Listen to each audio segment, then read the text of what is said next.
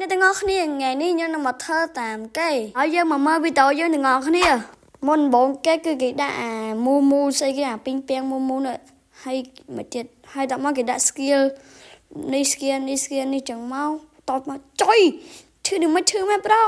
170ជាងម៉ែចុយម៉ែ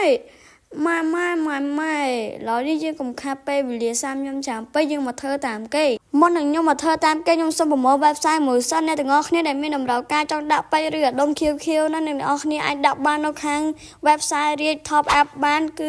សុវត្ថិភាព 100% នឹងលឿនរហ័សតន់ចិត្តហើយ link ខ្ញុំនឹងដាក់នៅក្រោម bio TikTok របស់ខ្ញុំអ្នកទាំងអស់គ្នាគ្រាន់តែចុចទៅឃើញ website គាត់ហើយតោះឥឡូវយើងមកធ្វើតាមគេទាំងអស់គ្នាមុនដំបូងគឺគេដាក់អា skill ក្បាលខ្មោចមួយនេះអ្នកទាំងអស់គ្នានេះអាមួយក្រហមនេះអា skill ឡើងឈាមហ្នឹង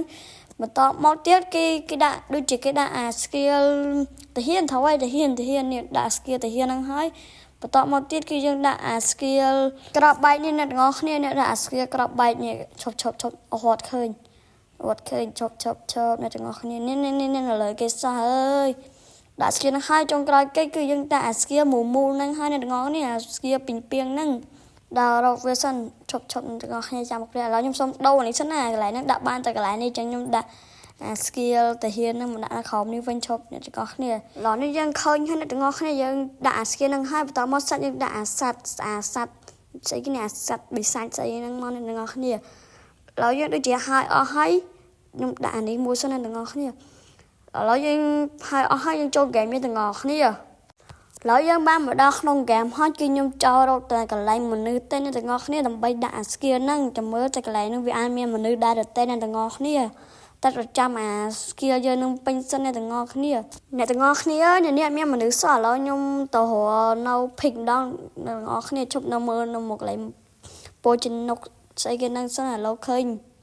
ហើយ skill ពីងពាងយើងក៏ពេញដែរអ្នកទាំងអស់គ្នាឥឡូវបើចាំខ្ញុំកាត់ទៅរកមនុស្សអ្នកទាំងអស់គ្នាកុំឲ្យវីដេអូនេះវែងពេកឥឡូវយើងបានមកដល់ pick ហើយអ្នកទាំងអស់គ្នាឥឡូវឃើញមនុស្សអស់អ្នកទាំងអស់គ្នាអូអ្នកគេជិះឡានអូយើងខាត់ឃើញមនុស្សហើយអ្នកទាំងអស់គ្នាប៉ុណ្ណឹងយើងអះតោះទៅដល់អ្នកទាំងអស់គ្នាឥ